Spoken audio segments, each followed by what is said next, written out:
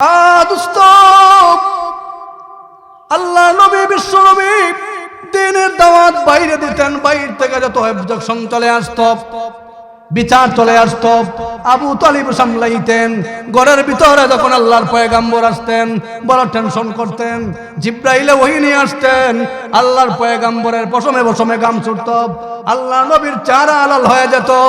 কোন সময় বলতেন চাদর দিয়ে আমারে ঢেকে দাও, কোন সময় বলতেন আমারে কম্বল দিয়ে ঢেকে দাও। আম্মা জান খাদিজাতুল কুবরা চাদর দিয়ে ঢেকে দিতেন, কম্বল দিয়ে ঢেকে দিতেন। আর আল্লাহর পয়গম্বররে বারবার বুঝাইতেন আর সান্ত্বনা দিতেন, আল্লাহ আপনারে ধ্বংস করবে না।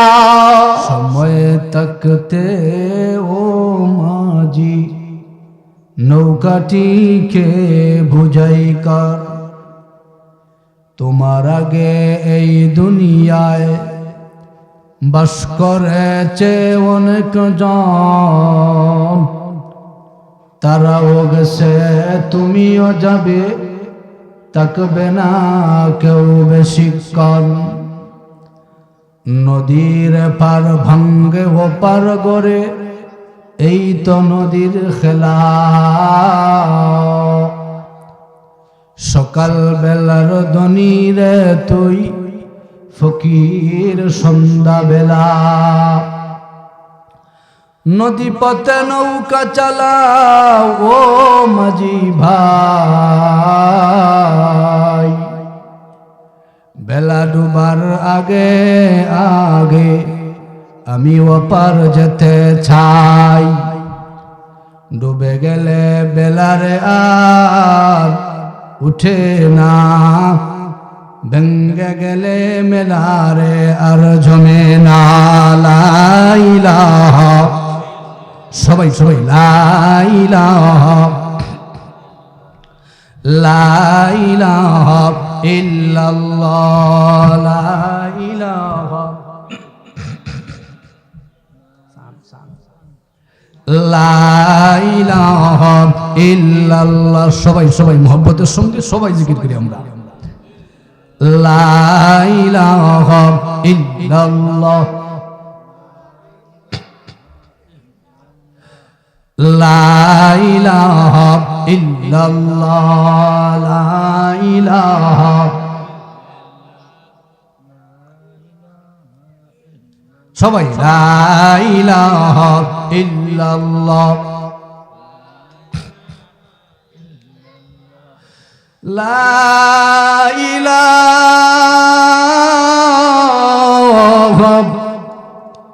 ইল্লাল্লাহ মুহাম্মাদুর রাসূলুল্লাহ সাল্লাল্লাহু আলাইহি সাল্লাম। শরীশপুর মরহুম হাজী আব্দুল নূর সাহেবের বাড়িতে মুর্দে গান্ধীর রুহের মাগফিরাত কামনায় ওয়াজ ও দোয়া মাহফিলের বর্তমান চলমান অধিবেশনের শ্রদ্ধাভাজন সভাপতি, এলাকার মুরব্বিয়ানে আজম,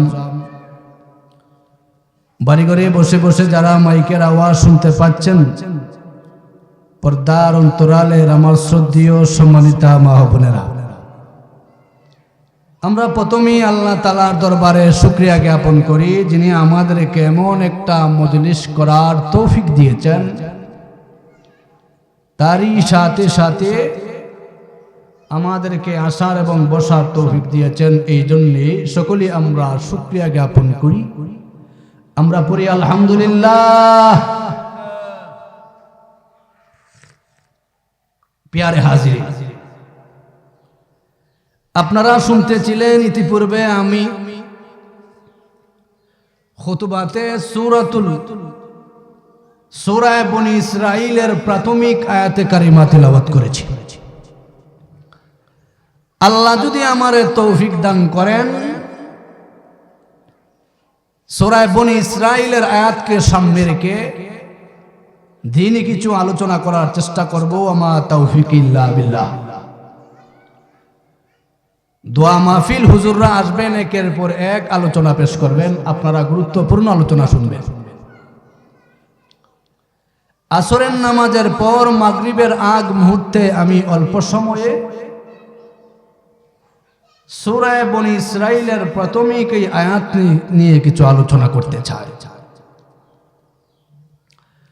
বর্তমান চলমান যেই মাস এটা হলো রজব। এটা কোন মাস ভাই? রজব। রজবের পরে শাবান, এরপরেই রমজান। রমজান বেশি দূরে না। এই রজব মাসে বিশ্বনবী রাহমাতুল লিল আলামিনের মেরাজ সফরের যে মুজেজা আল্লাহ দান করছেন, এই মুজেজা নিয়ে আমি আপনাদের সামনে আলোচনা করব। আল্লাহর নবীরে আল্লাহ দুনিয়ায় অনেক মুজেজা দিয়েছেন। নবীর জীবনের সবচাইতে বড় মুজেজা হলো মেরাজের সফর। সুবহানাল্লাহ। মেরাজের এমন বড় মুজেজা নিয়ে আমি আপনাদের সামনে আলোচনা করতে চাই। এই মেরাজের ঘটনা, এই মেরাজের সফর কোন সময় হয়েছিল, কোন মাসে হয়েছিল, কোন হালতে হয়েছিল, এইগুলো প্রাথমিক অবস্থা জানি, তারপরে ধারাবাহিকতায় আলোচনা শুনব। সর্বোপরি আল্লাহ মেরাজে নিয়ে আল্লাহর নবীকে কি দিলেন, নবী কি পাইলেন, আল্লাহর নবী মেরাজে গেলেন, আল্লাহর নবী মেরাজও যাইলেন, আল্লাহর জন্যই বা কি নিলেন জানা দরকার আছে না নাই? আরো জোরে বলেন, দরকার আছে না নাই? মুহতারাম হাজিরিন, তাহলে আসুন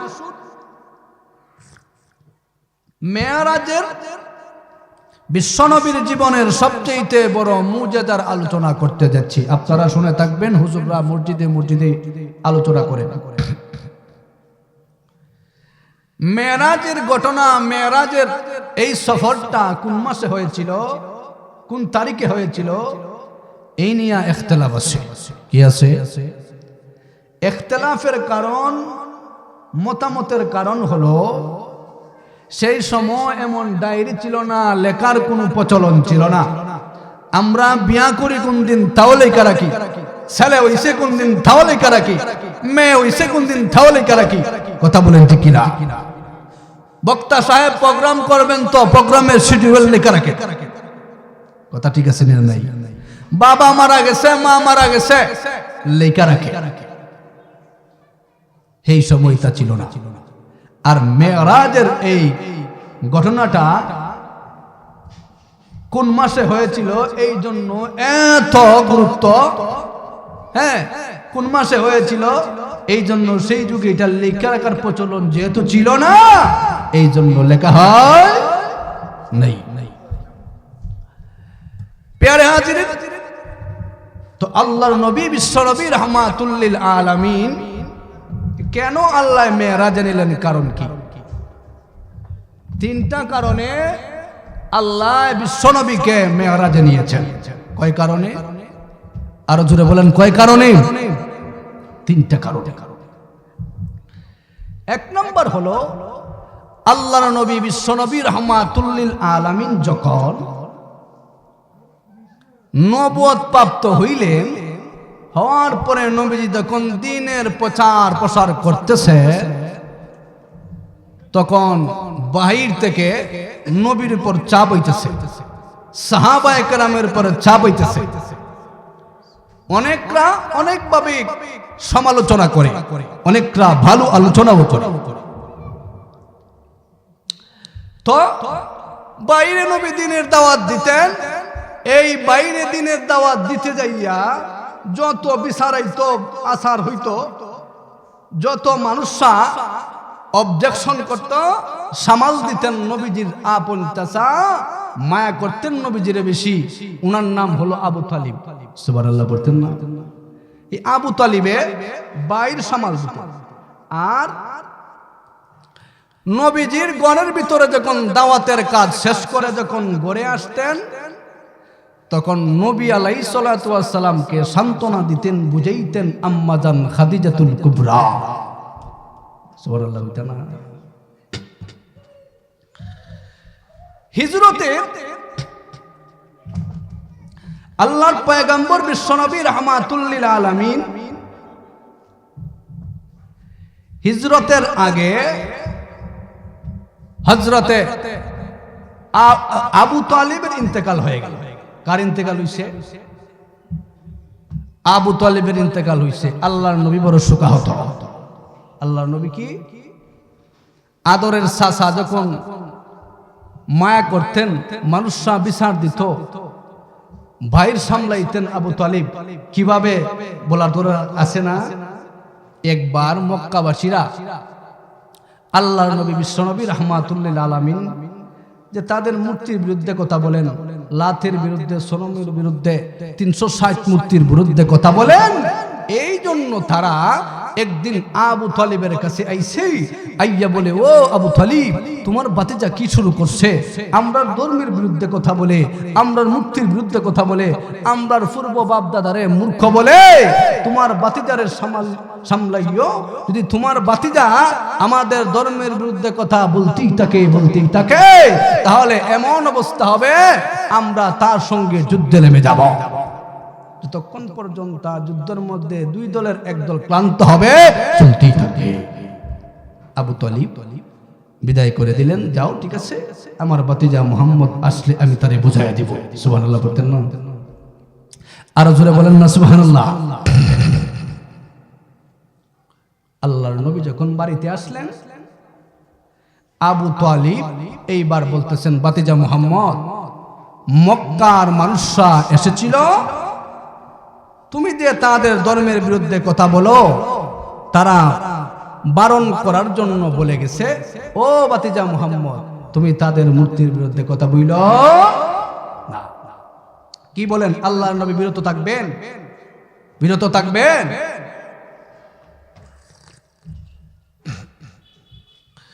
মক্কার বেঈমান কাফেররা যেমনি আল্লাহর পয়গম্বর বিশ্বনবী মক্কায় দ্বীনের দাওয়াত দেন, মক্কার মধ্যে আল্লাহর দ্বীনের দাওয়াত দেন, মক্কাবাসীরা রে, তোমরা যে মূর্তির পূজা করো, তোমরা যে 360 মূর্তির পূজা করো, মূর্তি পূজা তোমরা ছাইরা দাও, তোমরা আল্লাহরে রব মানো, আমি আল্লাহর পয়গম্বর আমারে মেনে নাও। যেমনি করে নবী আলাইহিস সালাতু ওয়াস সালাম তাদের মূর্তির বিরুদ্ধে অ্যাকশন গ্রহণ করলেন, তারা বলে বিগড়ে গেছে। আবু তালিবের গায়ে তারা একবার আইলো, আল্লাহর নবীর বিরুদ্ধে বিচার দায়ের করলো, আবু তালিব, তোমার ভাতিজারে সামলাও, তোমার ভাতিজা যদি আমাদের ধর্মের বিরুদ্ধে কথা বলে, বিষয়টা ভালো হবে না, বিষয়টা অন্যরকম হয়ে যাবে, যুদ্ধে লিপ্ত হয়ে যাব। দুই দলের এক দল যতক্ষণ পর্যন্ত না দুর্বল হবে, ক্লান্ত হবে, ততক্ষণ পর্যন্ত এই লড়াই চলতেই থাকিবে। আবু তালিব তাদেরকে বিদায় করে দিলেন, যাও, তোমরা আমার ভাতিজা মুহাম্মদ আসলে পরে আমি তারে বুঝাইয়া দিব, সে তোমাদের ধর্মের বিরুদ্ধে কথা বলবে না, সে তোমাদের 360 মূর্তির বিরুদ্ধে কথা বলবে না, সে তোমাদের লাত সুনামের বিরুদ্ধে কথা বলবে না। আল্লাহ নবী বাড়িতে আসলেন। এইবারে আবু তালিব মুহাম্মদুর রাসূলুল্লাহকে সম্বোধন করে বললেন, ও ভাতিজা মুহাম্মদ, মক্কার বেঈমান কাফেররা আমার কাছে এসেছিল, তুমি বাড়িতে ছিলে না, ঘরে ছিলে না। মুহাম্মদ, তারা বলে গেছে গো তুমি তাদের ধর্মের বিরুদ্ধে কথা না বলতে। ও ভাতিজা মুহাম্মদ, তুমি তাদের বিরুদ্ধে কথা বইলো না, তাদের ধর্মের বিরুদ্ধে কথা বইলো না, তাদের মূর্তির বিরুদ্ধে কথা বইলো না। এমনি আল্লাহর নবী কি জবাব দিলেন? বড় চমৎকার জবাব দিলেন। আল্লাহর নবী জানায়া দেন, ও আমার চাচা, কি বলো, আমি মানুষের কাছে আল্লাহর দ্বীন প্রচার করব না? চাচাজি গো, মানুষের কাছে যতক্ষণ পর্যন্ত না আল্লাহর দ্বীন প্রচার হয়েছে, আল্লাহর দ্বীন মানুষের কাছে পৌঁছে গিয়েছে, ততক্ষণ পর্যন্ত আমি আল্লাহর দ্বীন মানুষের কাছে পৌঁছায়া দিব। সুবহানাল্লাহ, রহমতানা লা ইলাহা ইল্লাল্লাহ। সবাই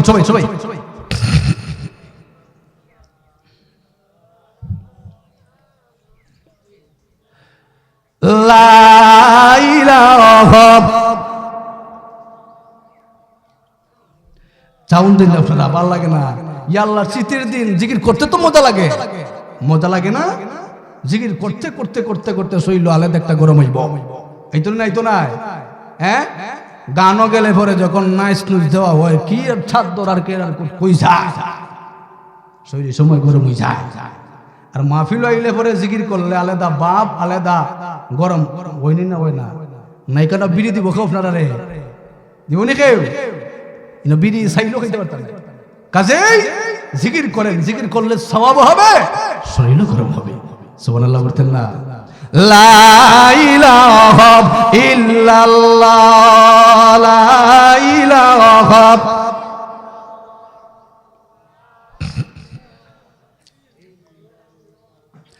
লা ইলাহা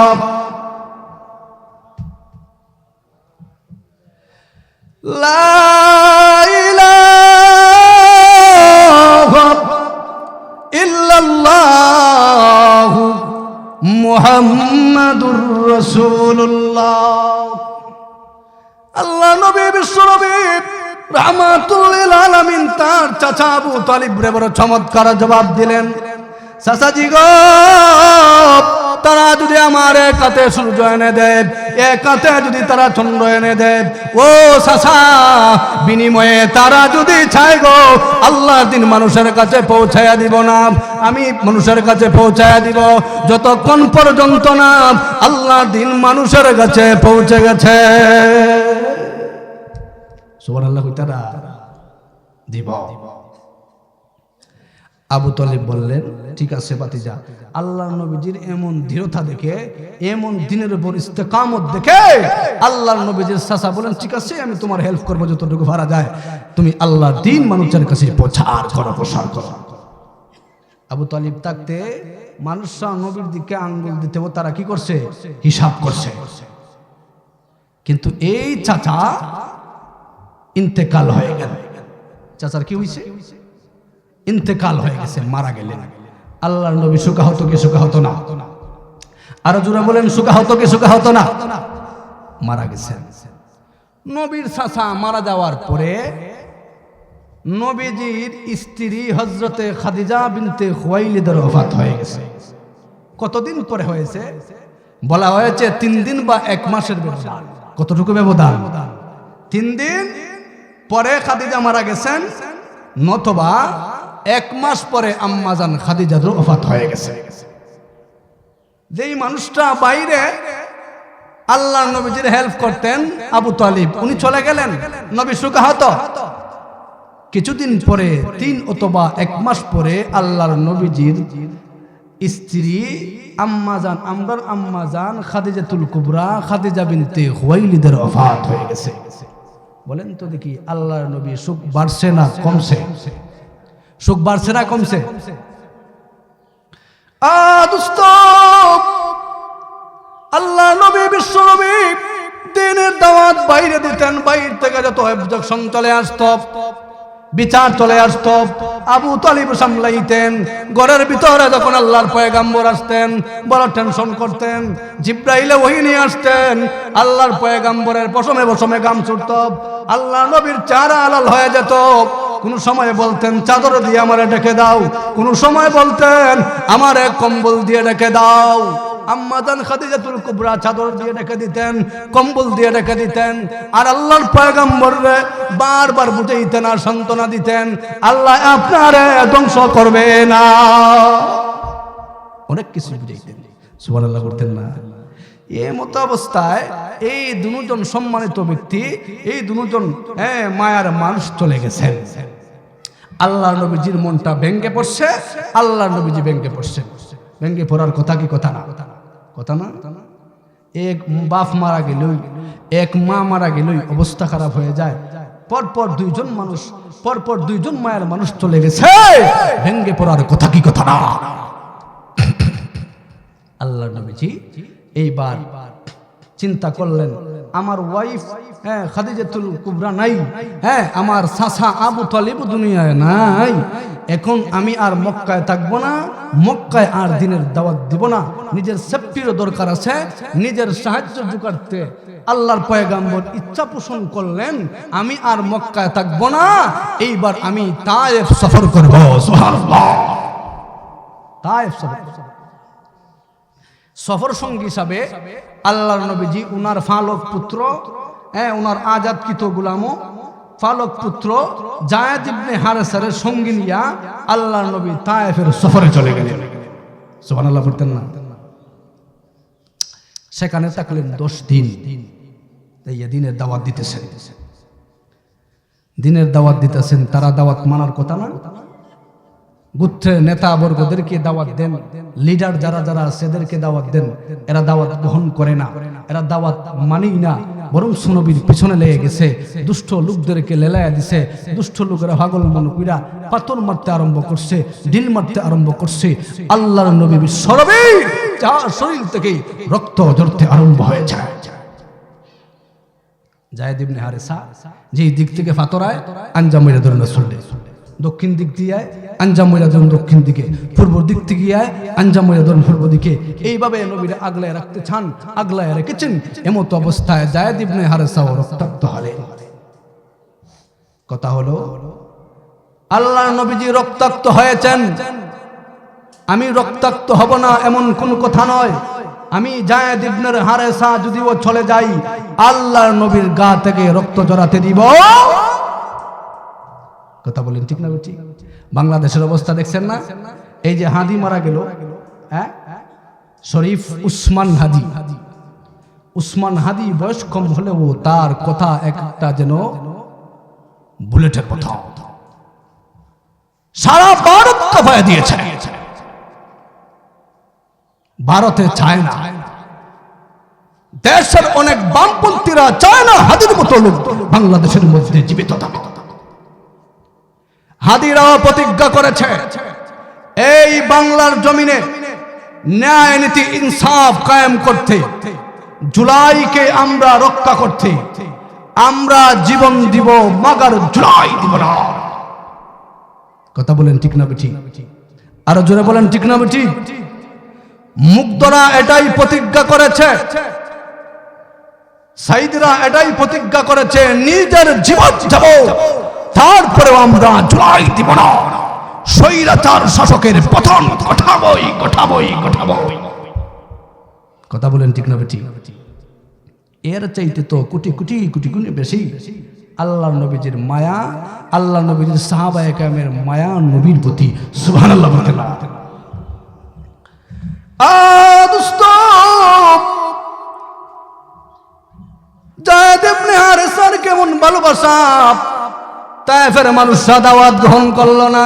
আল্লাহ নবী জানায়া দিলেন তায়েফবাসীরা রে, তোমরা আমার পিছনে তোমরা লাইগো না, তোমরা আমার খবর তোমরা মক্কায় পৌঁছায়া দিও না। দাওয়াত গ্রহণ করো নাই তো কি হয়েছে, কিন্তু আমার খবর তোমরা কুরাইশের কাছে পৌঁছায়া দিও না, মক্কাবাসীদের কাছে তোমরা পৌঁছায়া দিও না। তারা মানে নাই, ছোট ছোট ছোট লোকদেরকে লেলায়া দিয়েছে, তারা পাথর দিয়ে ঢিল মারে, আল্লাহর পয়গম্বরের শরীর থেকে রক্ত ঝরে। জায়েদ ইবনে হারেসা আল্লাহর নবীর আগলায় রেখেছেন, এমনি করে উনিও রক্তাক্ত হইলেন। নবীর গায়ে আঘাত করবো আমি জায়েদ ইবনে হারেসা সহ্য করবো। এটা কি এক কাহিনী জানি, তো অনেক কাহিনী আছে। কথা বলেন ঠিক না? ঠিক। লা ইলাহা, সবাই জিকির করেন, একটা জবানও বন্ধ করবেন না।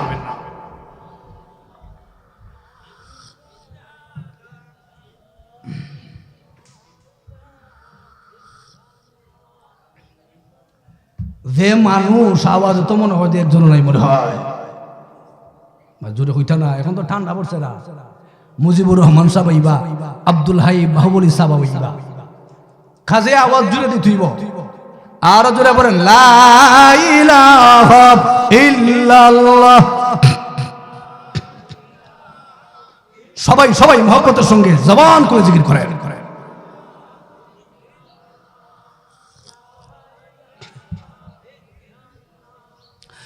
লা ইলাহা ইল্লাল্লাহ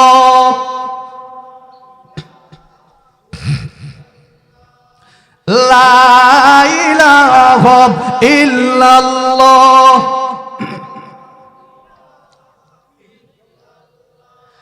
লা ইলাহা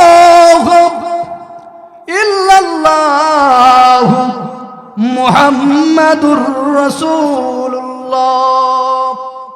সাহাবায়ে কেরামের কেমন মায়া, কেমন মহব্বত। উহুদের যুদ্ধে আল্লাহর পয়গম্বর বিশ্বনবী 700 সাহাবায়ে কেরাম লইয়া গেলেন। কয়জন লইয়া গেছে?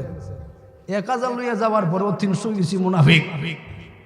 700 জন লইয়া যখন উহুদের ময়দানে গেলেন, যাওয়ার পরে আল্লাহর নবীজি 50 জন সাহাবীরে বাছাই করলেন। বাছাই কইরা বললেন, তোমরা রুমা পাহাড়ে থাকবা। কোথায় থাকবা? আমরা যুদ্ধে জয়ী হই আর পরাজয় বরণ করি, এটা মূল কথা নয়, কাজেই তোমরা এখান থেকে লড়বচর বাড়াও। এখন যুদ্ধের মধ্যে মুসলমান প্রথম পর্যায়ে জয়লাভ করছে। সাহাবায়ে কেরামের মধ্যে ইখতিলাফ শুরু হয়ে গেছে। ইখতিলাফ হয়নি? হ্যাঁ, দুই মোল্লাকে দেখানো হইলে ইখতিলাফ হয়নি? হয় না? উলামায়ে কেরামের ইখতিলাফ আল্লাহর পক্ষ থেকে রহমত। সুবহানাল্লাহ বলতে না, ইখতিলাফ না হইলে সঠিকটা বাইরিয়ে আসে না। ঠিক আছে নি? দোস্তরা, উহুদের যুদ্ধে আল্লাহর পয়গম্বর 700 জন সাহাবায়ে কেরাম লইয়া গেলেন। আল্লাহর নবী বিশ্ব নবী রাহমাতুল লিল আলামিন বললেন, ও আমার সাহাবায়ে কেরামেরা, তোমাদের মধ্যে তীরন্দাজ যেমন 50 জন সাহাবীরা আলাদা হয়ে যাও।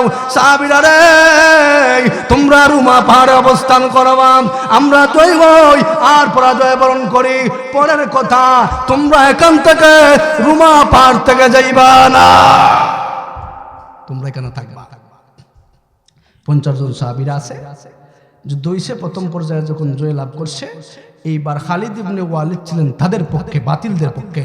খালিদ ইবনে ওয়ালিদ চলে গেছেন, যাইবার সময় ফন্দি করলেন, রে মুসলমানরা তো এরা বিজয় লাভ করছে, এরা বড় খুশি, এক কাজ করি আমরা এই মুহূর্তে আমরা তাদের উপরে ঝাঁপায়া পড়ি। তাদের উপরে কি করি? আরো জোরে বলেন, কি করি? ঝাঁপায়া পড়ি। ঝাঁপায়া পড়া বলতে আগের যুদ্ধে নিয়ম আছিল একজন একজনের মোকাবেলায়, কিন্তু ঝাঁপায়া পড়ার মানে হইলো আমরা গ্রাম অঞ্চল মাইর করি না, কুস্তা কুস্তি লাগি যাই না, খেটায় খারে এখান দিয়ে মারছে, হওয়া যায়নি, হওয়া যায়নি। বলেন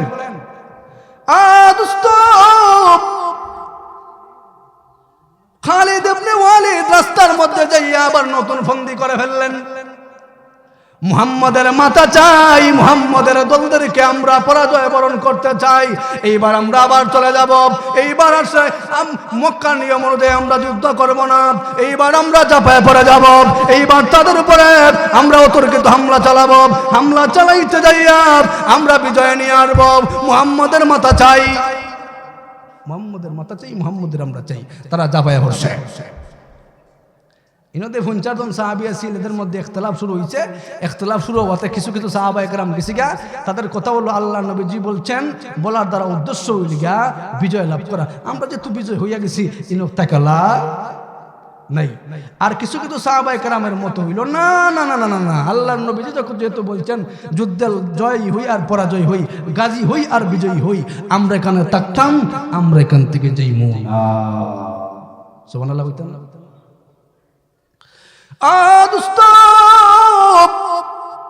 এমনি করে ওদের ময়দানে অতর্কিত হামলা চালাইয়া দিছে। 10 জন সাহাবায়ে কেরাম রুমা পাহাড়ে আছেন, 10 জন বাদে অন্যান্যরা চলে গেছেন গনিমতের মালের আশায়, গনিমতের মালের জন্য। এমনি করে 10 জন সাহাবীরা দাঁড়ায় গেছে। আমরা 10 জন সাহাবী থাকতে আল্লাহর পয়গম্বরের শরীর থেকে রক্ত ঝরবে না। ইয়া রাসূলুল্লাহ, ইয়া হাবিবাল্লাহ, আল্লাহর নবী গো, ও পয়গম্বর, চিন্তার কোনো কারণ নাই, পেরেশানির কোনো কারণ নাই। আমরা 10 জন সাহাবী থাকতে গো আপনার শরীর থেকে রক্ত ঝরবে না। আরো জোরে বলতেন না সুবহানাল্লাহ? আরো জোরে বলেন না সুবহানাল্লাহ? ঝরবে না। 10 জন সাহাবী আছেন, এর মধ্যে থেকে তাদের টার্গেট হইল তালহা রাদিয়াল্লাহু তাআলা আনহু। তালহা রাদিয়াল্লাহু তাআলা আনহু উনি আল্লাহর পয়গম্বর বিশ্বনবী রাহমাতুল লিল আলামিনের জন্য দাঁড়িয়ে আছেন। 10 জন সাহাবী, এর মধ্যে আছেন আবু দুজানা। আবু তালহারে তারা শহীদ করে দিয়েছে। পর্যায়ক্রমে ক্রমে আবু দুজানারাও শহীদ করে দিয়েছে।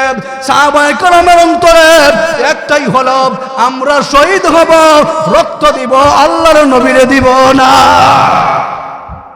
আরো জোরে বলতেন না সুবহানাল্লাহ?